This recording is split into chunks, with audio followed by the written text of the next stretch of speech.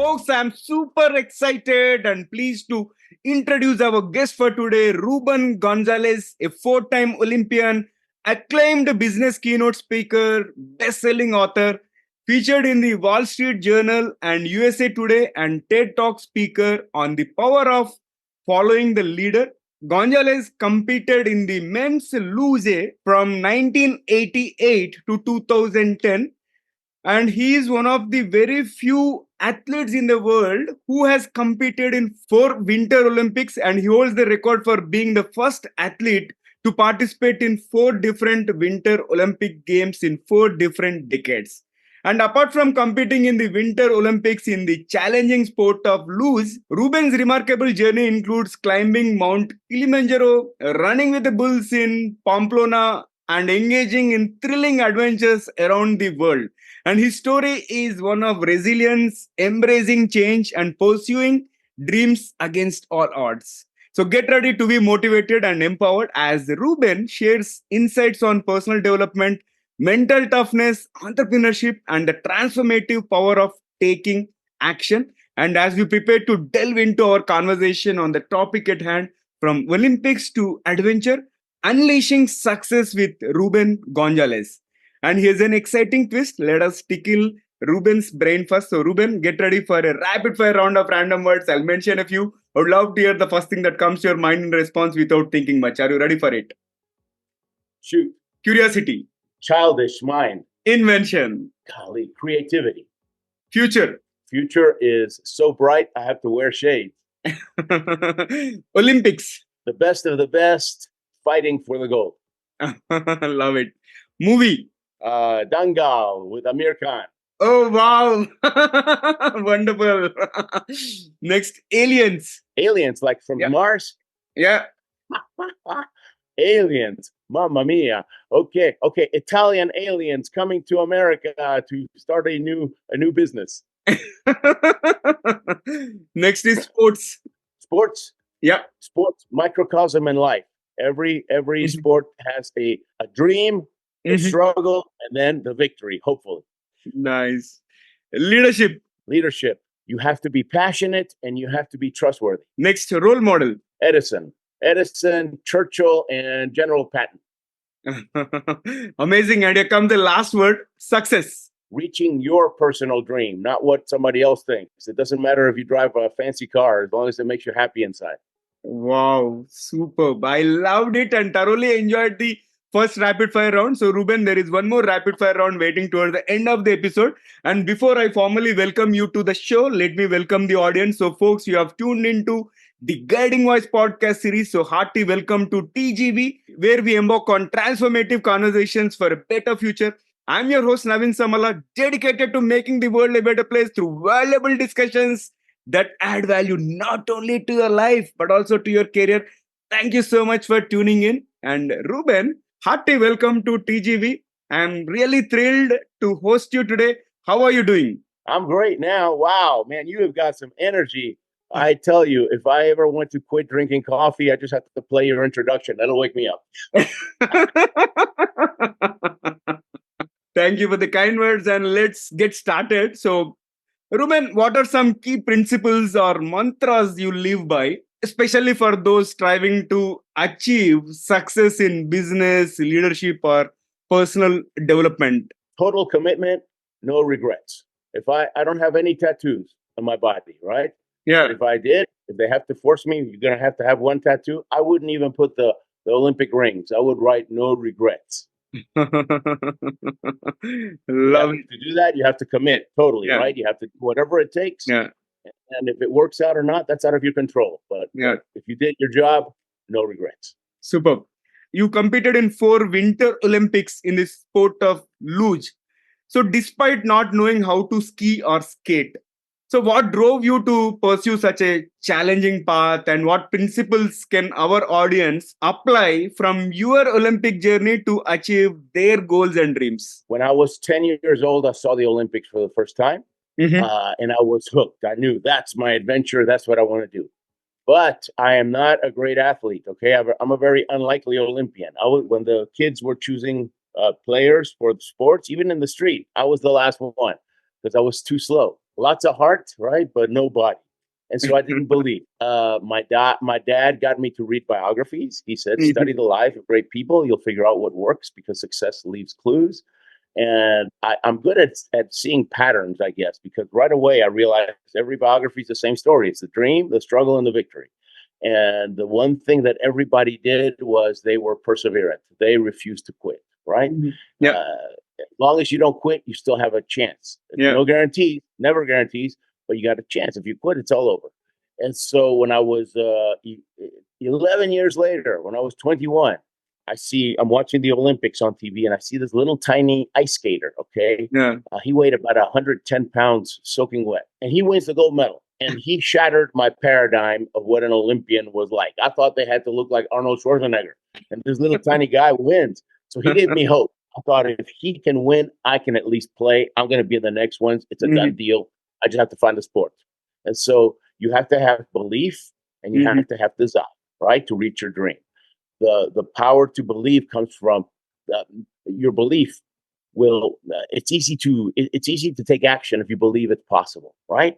Yeah. That belief gets you started. Your desire, if you want something badly enough, nothing will make you quit, right? And so you have to have an intense desire. If you're working somewhere where you're not happy, or where you need to change jobs because you're wasting your life there. You are. You have to find something you're passionate about, and that uses your gifts, and then man, you can win the gold medal in your life.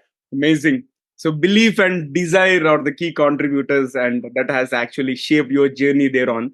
And Ruben, facing challenges and setbacks is a universal experience. So I would like to understand from you, how did you develop the mental toughness needed to overcome obstacles on your journey to the Olympics? And how can others cultivate resilience in their own pursuits? When I was reading these biographies, I started reading them when I was about 10 years old. After a couple of years, reading and seeing the same principles over and over, I made a decision that changed my life. As a 12-year-old, okay? I decided if quitting is the end of your dream and perseverance is at least you have a chance, then from today on, Ruben doesn't quit anything, right? I just made a decision. Quality success is a decision. Sooner or later, you get sick and tired of being sick and tired, and you just draw that line in the sand, and you start doing things you weren't willing to do before.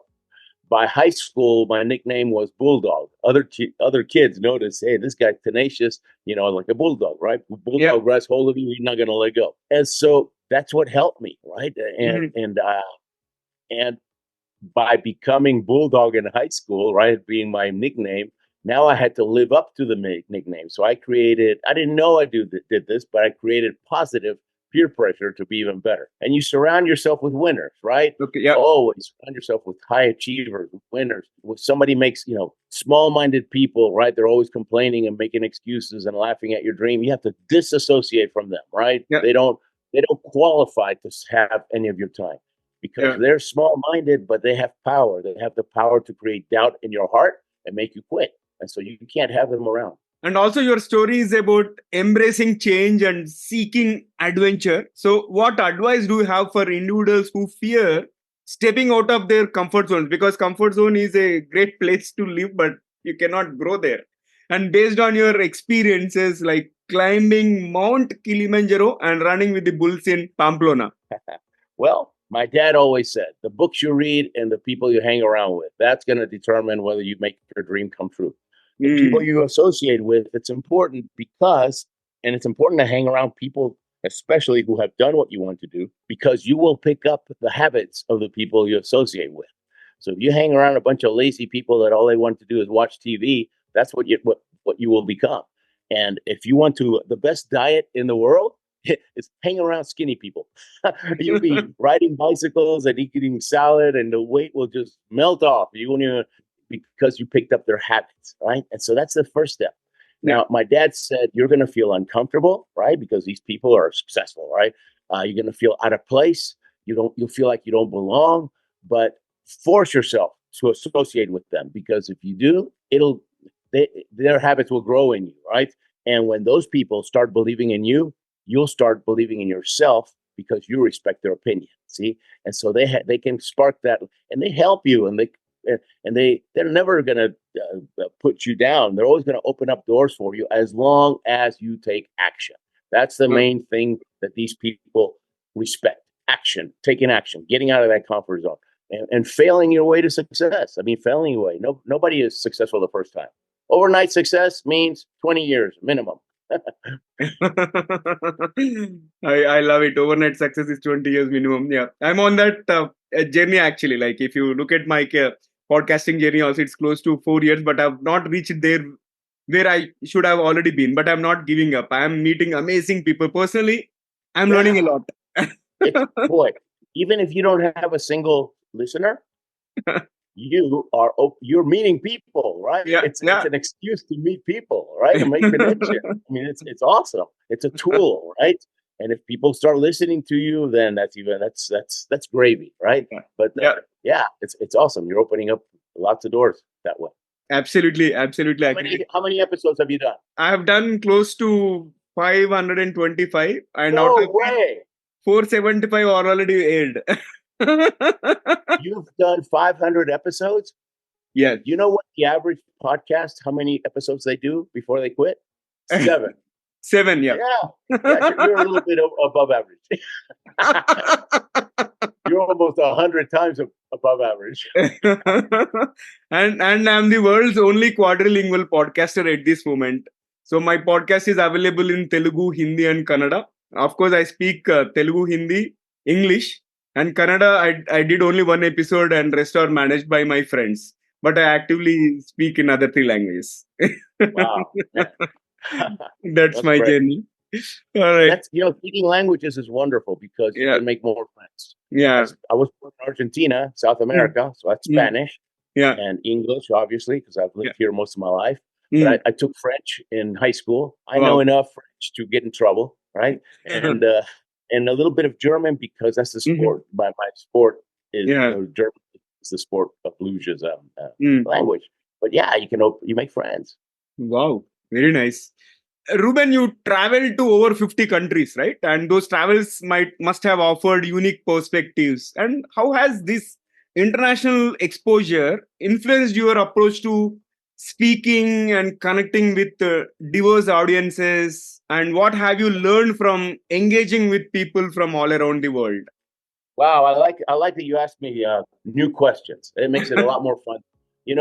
Guys, if you're listening to this, Naveen, he actually sent me the list of questions, right? But I didn't open it. I said, no, I want this to be, I want it to be spontaneous, right? And try to stump me one time. That makes for good, because if you ask me something and I say, oh, wait a minute, no one ever asked me that before, man, the viewers, they're going to listen. This is going to be good. He's either going to have a good question or he's going to fall flat on his face. So what with between the luge, right, and speaking professionally for over 20 years, I've been to 50 countries. And the first thing you notice is that people are people, okay? Yeah. They all have hopes and dreams, and they all have fears that are holding them back. Fear of the unknown, fear of failure. But they're all the same. And the governments are the problem. But every government is a problem. But it's funny when I'm going to, let's say, yesterday I had this call with this bank, right? This big bank in Boston. I'm going to speak for them in June. And so you always have the planning meeting. It's like it can be 15 minutes. Yeah. I want to find out basically what's the theme of your event, right? Is it leadership, sales, change, whatever? What's your goal? What do you want your people thinking or doing? And what's the challenge, right? What's holding them back, right? Because I had to overcome a lot of challenges. So if I know some of theirs, I can work it in. And they always want to tell me the history of their story because they think that their people are different, and they're not, right? Yeah. they're the same. And so if I tell them kind of that, like you're rapid fire, I ask them, just give me a 1 sentence or even better, a 1-word answer to those 3 questions. Theme of the event, goal, challenge. And that's it. I'm ready for your talk because I've lived it and I've been of success all my life. So look, this is just a little bit. I mean, I'm sure that's some of my books, okay? But I got a lot more. Yeah, always learning. And I got piles of them everywhere. But people are people. Yeah, got it. So people are people, and we see that commonality across the globe. That's my understanding. And So, Ruben, transitioning from Olympic athlete to successful business keynote speaker and author is not an easy thing. It's remarkable. And could you share insights into how you built your speaking career and became a best-selling author with books translated into multiple languages? Wow, you did your homework. That's impressive. That is impressive. Well, I used to sell copying machines in downtown Houston. Okay, Hmm. like Xerox machines. But Yeah, I'm an yeah. old guy. And copying machines and paper shredders, but mainly copiers. And I did that for a couple of years, and that's really Hmm. good sales training because it's tough. It's a tough type of sale. And I always wanted to have my own business, but not enough to take action. Right? I just it was like a nice thing that I would think about. And about a month before the Salt Lake City Olympics, 2002. All right, the Hmm. Olympics were Winter Olympics were always in February. So about a month before, a little boy in my neighborhood, a fifth grader, so I would be like an 11-year-old boy. He said, "Hey, Ruben, when you come back from the Olympics, will you be my show and tell project in school?" Okay. Do they have show and tell in India? It's a day where the teacher said, "Tomorrow we're going to do show and tell." So everybody Yeah. brings something.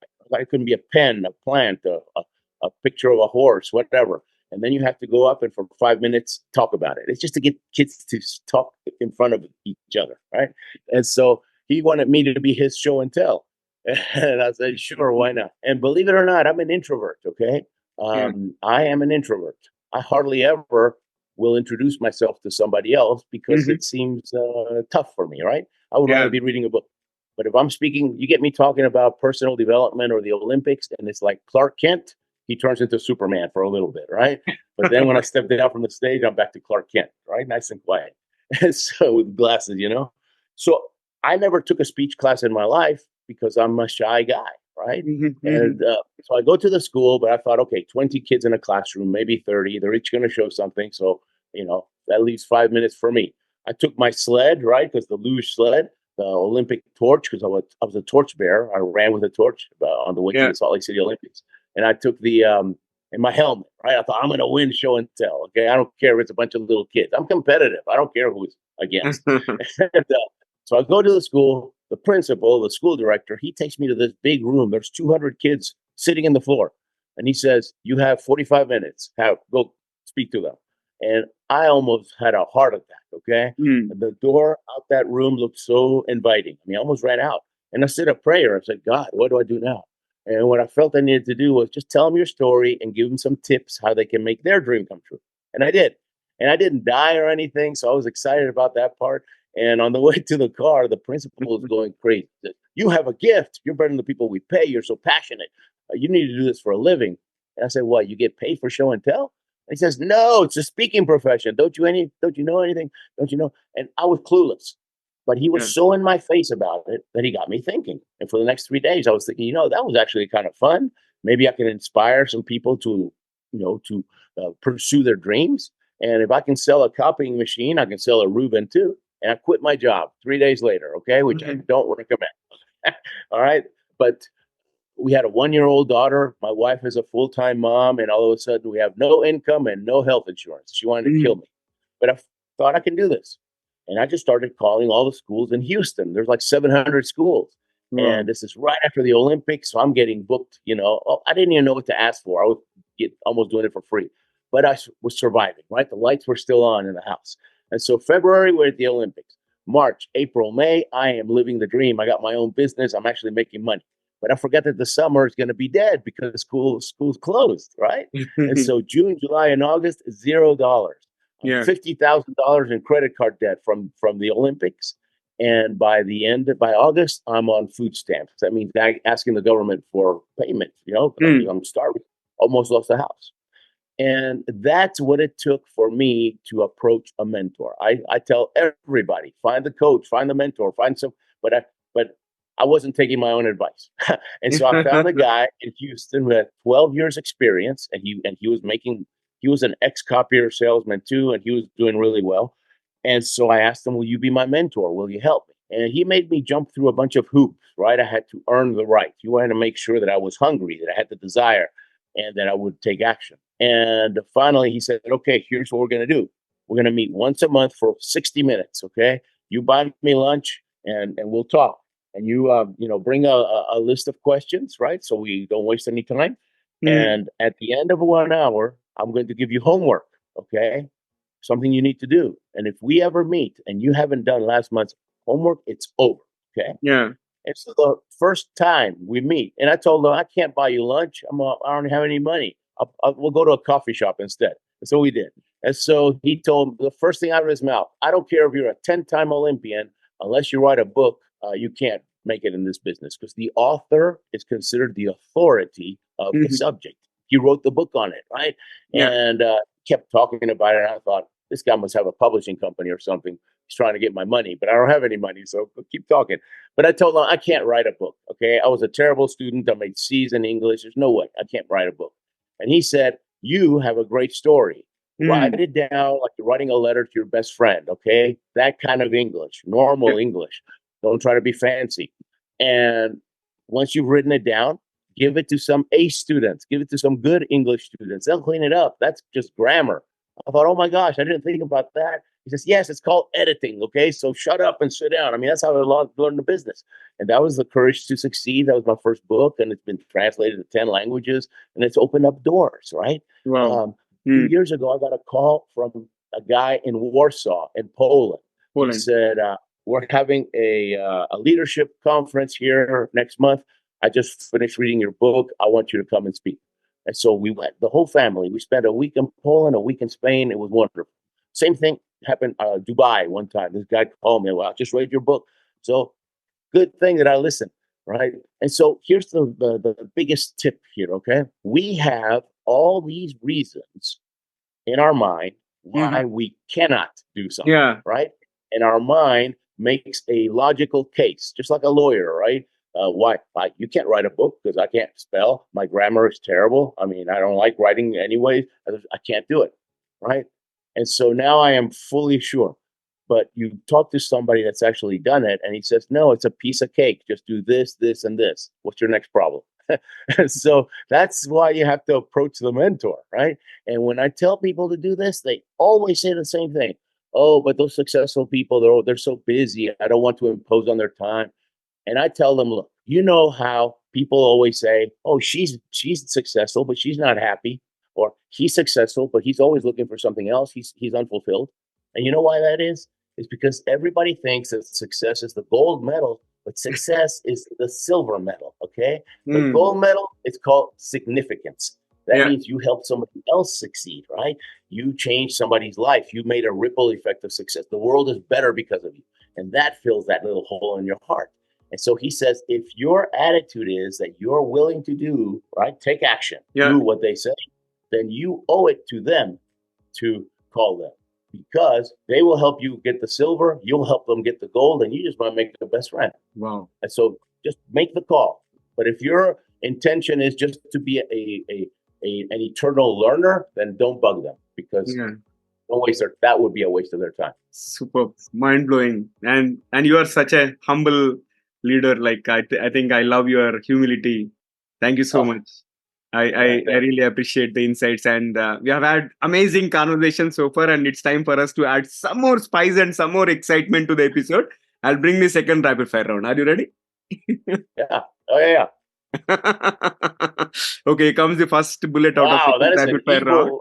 that is an evil laugh. Okay, now I'm a little scared. You're gonna ask me. Wow, that is got more evil. Yeah. If you could have one gigantic billboard anywhere with anything on it, what would it say? No regrets. No Live your regret. life. Make your life an adventure. Make Wow. your life an adventure. And what is your favorite Olympic memory? My favorite opening ceremonies, always the opening ceremonies. You're walking in, you're so happy, so proud. Everybody. That's for 90% of the athletes, it's the opening Mm. ceremonies because only about 10% of the Olympians have a chance to win the medal, and everybody else is, like think about a cricket Yeah. at the beginning of the season, right? There's probably 4 or 5 top teams, and everybody else they're rebuilding or they're never going to be there. Right. Just the same True. thing. And can you describe yourself in just one word? Hard headed. Oh, that's 2 words. Okay. Shoot. Tenacious. Tenacious. Wow. And what is the biggest lesson that you have learned from your Olympic experiences? You have to follow the leader. for 3 Olympics, I was a hardhead. Okay, I would seek out the mentor, but when they told me, I wouldn't take action right away. My first coach, he was from Ukraine, and he says your nickname should not have been Bulldog because you were only half Bulldog. The other half was Mule because you're stubborn like a mule. If you had just listened to me, you wouldn't have gotten hurt so much. Before the 4th Olympics, I decided I'm going to do whatever they say, and I started learning faster. I'm 61. I'm training for the next one. Okay. Wow. And I'm sliding better than ever and more consistently than ever for 2 reasons. One, because I'm mentally stronger. And 2, because I'm even more coachable than before. And coach says, you got a shot. You got a shot. So let's go for it. You could be the oldest Winter Olympian in history. Wow. And wish you all the best. I'm sure you are gonna do it, and we will do one more episode post that one. Yeah, and then maybe Amir Khan will make a movie about me. Good one. Yeah, I loved it. And Ruben, if you could have dinner with any historical figure, who would it be? I think probably General Patton. General Patton. Because that guy was so focused and so driven and so but there's so many. I mean, there are so many. Next week I'll give you a different name. This afternoon I'll give you a different name. There's so many. Got it. And here comes the last one for the rapid fire. What is one electronic gadget or a fantasy gadget that you would like to see or invent yourself? Hyperspace. I would love to have, like, remember Asteroids, that old game with asteroids? And when you got in trouble, you just went pow for hyperspace. Sometimes it puts you right in front of an asteroid and boom, right? But most of the time it got you out of trouble. Something to get me out of trouble. Superb. I loved it. Too fast and you see, you're driving too fast and or you hear the siren, hit the hyperspace. And this is one of the most unique responses that I have received from someone on the show. I loved it. And Ruben, let's flip back to the mainstream, and this will be my last question. So what will be your one piece of advice for aspiring entrepreneurs? It's gonna be hard. Okay, it's gonna be hard. You're gonna be working longer hours than ever, but it's gonna be worth it. And you'll be sleeping with a smile on your face because you're chasing your dream. It will. Yeah, it's worth it. It's worth it. So just go for it and fail. Look, when we learn the luge, most tracks have 15 curves. They put us on curve 12 to start. You're going slow. And you crash. As soon as you figure it out, they put you up a couple of curves. Now it's faster. Crash. We literally crash our way to the top. That's what you have to do in business too. That's what you have to do in life. And so if you want to fail big, if you want to succeed big, be willing to fail big, right? Yeah. If you want to succeed fast, be willing to fail fast. The faster you get those failures, the faster you're going to school, right? And then you use that knowledge to succeed. And then everybody calls you lucky. So honestly, I felt like this was a nano MBA course, the last 30-minute conversation that we had. I thoroughly enjoyed every bit of it. And how is your experience being hosted on The Guiding Voice? I enjoyed it, man. I love your energy, and your questions are unique. Yeah. Look, you don't have any competition. I know you already know this, but I tell you, sometimes I send optional questions, right? Just in case, just like a backup. But I tell them you don't have to ask me a single one of these, okay? Right. And sometimes, and most of them are an hour long, or many of them are. And so they want me to tell my story the first 20, 30 minutes, and then he asks a question or she. And sometimes they ask questions that I already covered when I was telling the story. It's like they're going to listen like little robots. And so I like your style. Exactly, because that is my USP. People should not find the content that you have spoken elsewhere. Sure. Wonderful. Well, and I appreciate it. This was great. Thank you so much. If you're ever in the US, in Colorado, so we can meet personally. Absolutely. I might visit this October, and I am going to give you a call for sure. And if you happen to visit India, do let me know. Those are always open, and I would love to meet you, and I would love to invite you to my home as well. Wonderful. And I enjoyed it. Thank you. Same here. And I really appreciate you taking time out of your busy schedule, and joining me on my show. And I'm going to cherish this for a long time. And thank you so much once again, Ruben. Yeah. And I really appreciate it. And looking forward to many more conversations in future. And I wish you more in the future. There's a lot of stuff. A lot of We just hit the tip of the iceberg. Exactly. I could figure it out. And I wish you all the best on your next Olympics. Thank you, sir. You take care. Thank you so much. So, friends, this was one of the most finest conversations that I've ever had on the show. And Ruben Gonzalez has been an amazing speaker. I thoroughly enjoyed every bit of this conversation, and I'm sure you must have loved them too. And before we jump into the fun trivia section, we have a quick request. In case if you haven't already subscribed to TGV, the Guiding Voice podcast, please subscribe, because subscribing keeps you updated on new episodes and you will get a chance to hear directly from people from diverse fields while having fun. And if you have enjoyed the conversation and found it useful, request you to share with at least 3 of your friends or colleagues who would also like TGV, the Guiding Voice. So spread the knowledge and help others grow just like you. Now let's cruise into the trivia segment of today's episode. Having had an amazing conversation with 4-time Olympian Ruben Gonzalez, I thought I would present you 3 lesser known facts about the Olympics. First one is about the Olympic truce. In ancient Greece, the Olympics were more than just sporting events.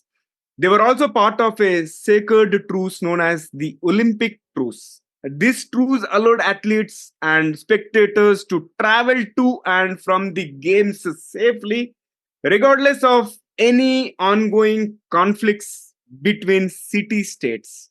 It was a symbol of peace and unity during a time of frequent warfare. So, that is about the first fact, during a time of frequent warfare. Second is about art competitions. From 1912 to 1948, the Olympics included art competitions alongside the athletic events. Medals were awarded for architecture, literature, music, painting, and sculpture, promoting the idea that the arts were as important as sports in celebrating human achievement. And third fact is about live pigeon shooting. Believe it or not, live pigeon shooting was once an Olympic event, and it made its only appearance at the 1900 Paris Olympics, where competitors aimed to shoot the most pigeons within a certain time frame. Fortunately, this event was short-lived and was discontinued after that year.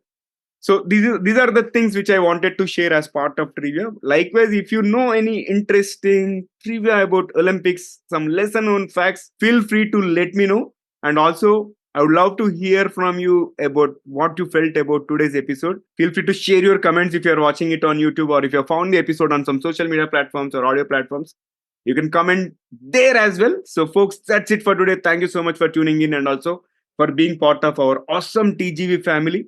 We would love to hear from you. So do not hesitate to share your ideas, feedback, topic recommendations, and most importantly, guest speaker suggestions, either through social media, or you can also email us at theguidingvoiceforyou@gmail.com. 4 as in digit 4 and you as letter U. And let's create content that resonates with you. I'm your host, Naveen Samala, a lifelong learner, and my goal is to have impactful conversations that improve not only your life but also your career. So until next time, take care, stay inspired, and remember, the future holds great things because the best is yet to come. Goodbye for now. See you all in the next episode with another amazing guest. I'm signing off for now.